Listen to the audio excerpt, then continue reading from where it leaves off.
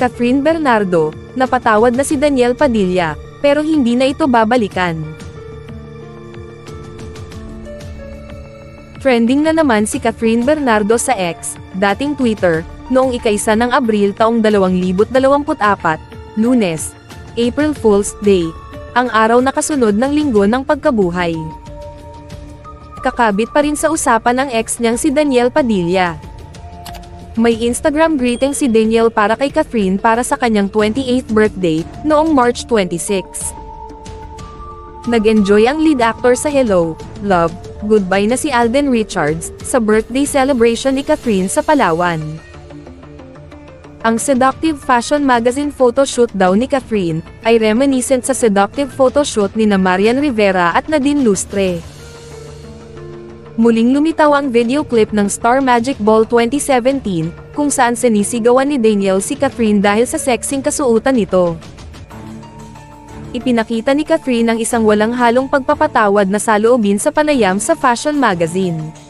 Inamin niyang nasaktan siya, noong ika-30 ng Nobyembre taong 2023, araw ni Bonifacio, na tinaguri ang Supremo, na isa publiko via Instagram ang paghihiwalay ng Katniel matapos ang 11 taong relasyon. Mula nang gawin ang paghahayag na iyon, 4 na buwan na ang nakalilipas, wala pang sinasabi si Daniel bilang tugon sa mga pahayag na pinagtaksilan niya si Catherine. Matapos maghiwalay ang magkasintahang Catherine at Daniel, masasaksihan natin kung ano ang mangyayari sa magkaibang trabaho nila.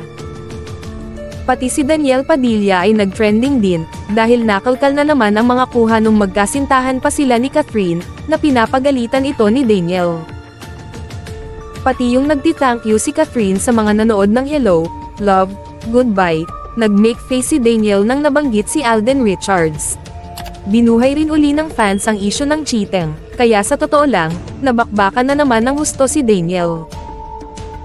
Kailangan ba niyang sagutin ang matinding pahayag ni Catherine sa interview sa kanya sa Mega Magazine? Sabi ni Catherine, ang lalim kasi ng word na forgiveness. For me, you can forgive people who deserve it.